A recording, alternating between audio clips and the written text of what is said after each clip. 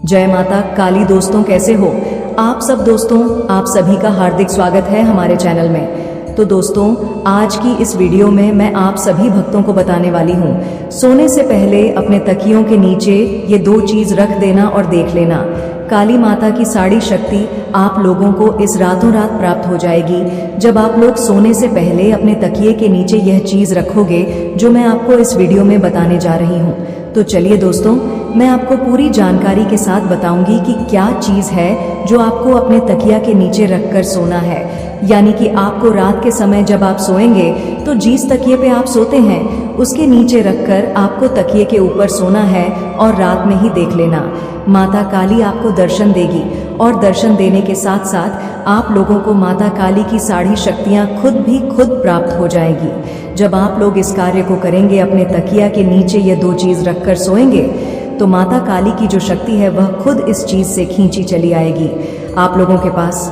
तो चलिए दोस्तों मैं आपको पूरी जानकारी इस वीडियो में बताने जा रही हूँ, पर बताने से पहले मैं आप सभी से रिक्वेस्ट करना चाहती हूँ, अगर आप हमारे चैनल पर नए हो तो चैनल को लाइक शेयर सब्सक्राइब और कमेंट जरूर कर दें, क्योंकि इस चैनल पे आपको ऐसी जानकारी सबसे पहले मिलने वाली है जो जानकारी आपको कहीं भी आज तक नहीं मिली होगी।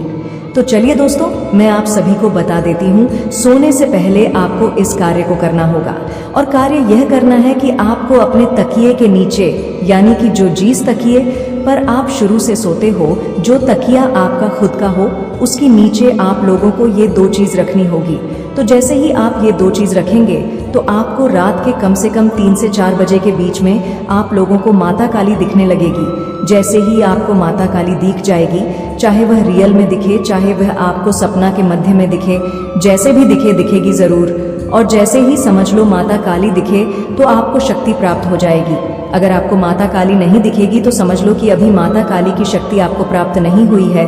तो यह होता है असली अर्थ, ठीक है, जो मैंने आपको बताया है। इसके जरिए आप लोग माता काली की सारी शक्ति को, जो शक्ति माता काली के पास विराजमान होती है, जैसे कि योगिनी शक्ति हो गई, भूत प्रेत की शक्ति अभी माता काली की सेवा में विराजमान रहती है।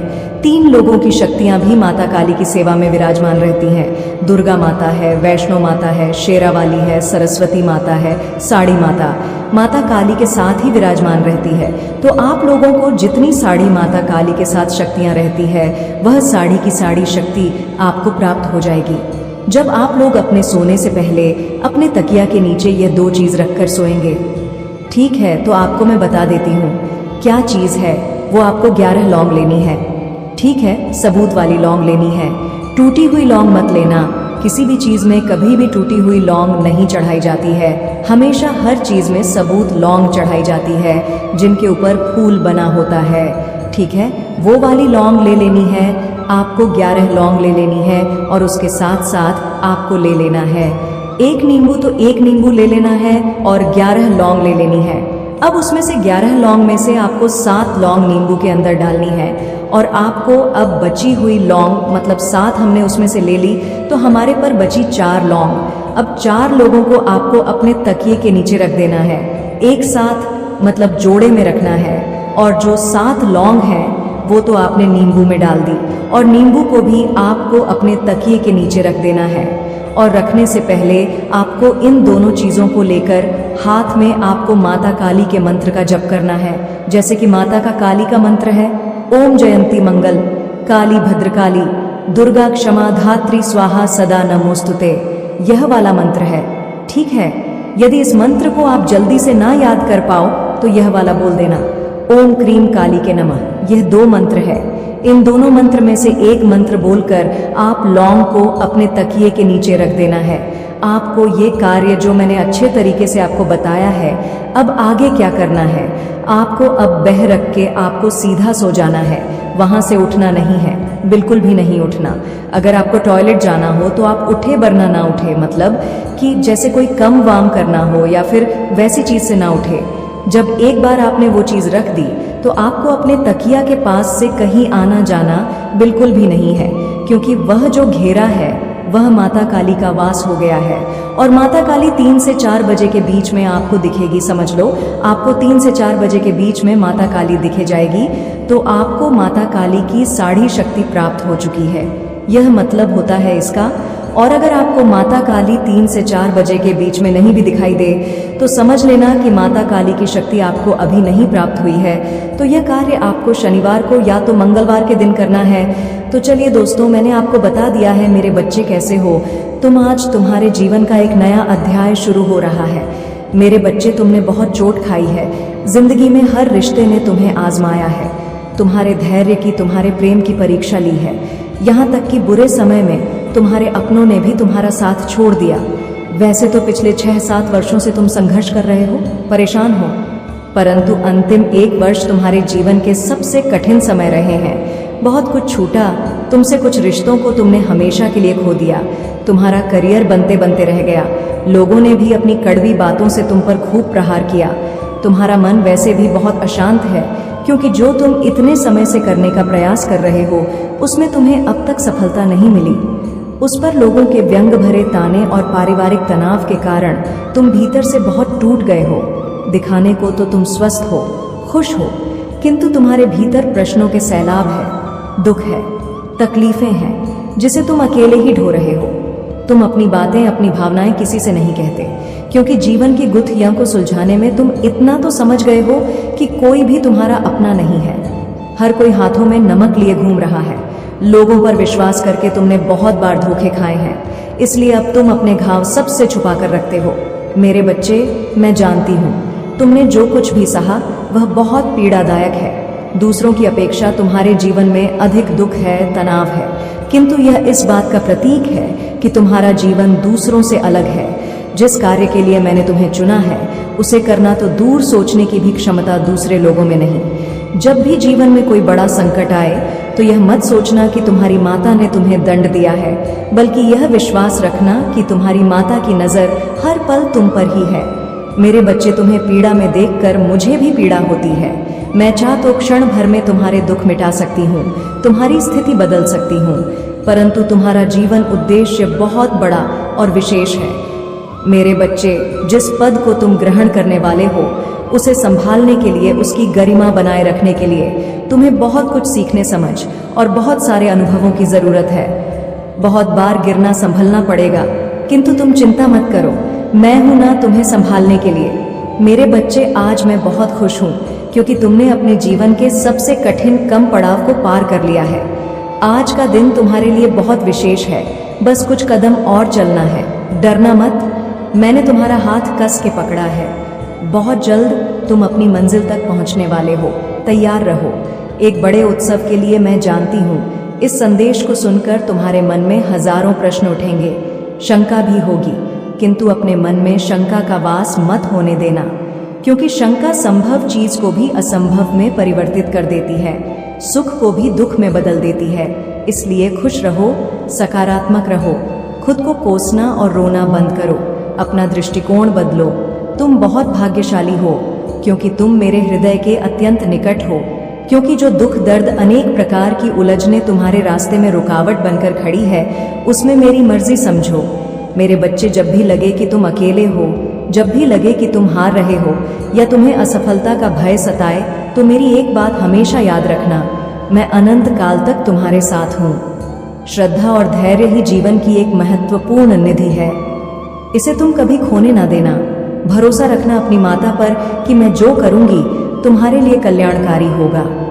मेरे बच्चे, मैं तुमसे केवल इतना कहना चाहती हूँ, सब्र रखो, ये मुसीबत भरे दिन गुजर जाएंगे और जो लोग आज तुम पर हंसते हैं वह कल तुम्हें देखते रह जाएंगे। होगा, उसे भी यह पता है कि तुम्हारा यकीन फिर से जितना इतना आसान नहीं होगा उसके लिए, पर पहले उसे यह तो एहसास हो कि उसने गलत क्या किया है, क्योंकि वह तो आज भी अपने घमंड में इतना चूर है कि उसे लगता है कि उसने तो कुछ भी गलत नहीं किया है।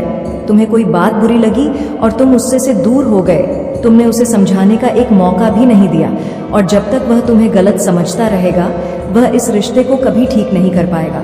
अगर उसे सच में तुमसे माफ़ी चाहिए तो तुम्हें उसकी आंखों में पछतावा देखना होगा।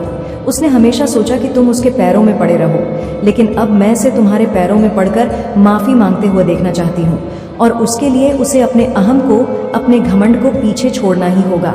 वह रोज मेरे मंदिर में आकर मुझसे माफ़ी मांगता है, मुझसे भीख मांगता है तुम्हें वापस पाने की, लेकिन मैं उसे माफ़ नहीं करूँगी जब तक वह तुमसे माफ़ी नहीं मांगता। जब तक वह तुमसे नजरें मिलाकर अपनी हर गलती को सुधारने का वादा नहीं करेगा, तब तक मैं भी उसे माफ नहीं करूंगी। उसने दुख तो तुम्हें दिया है, तो माफी भी उसे तुमसे ही मांगनी पड़ेगी, और उसके लिए उसे अपने ईगो को पीछे छोड़ना ही होगा।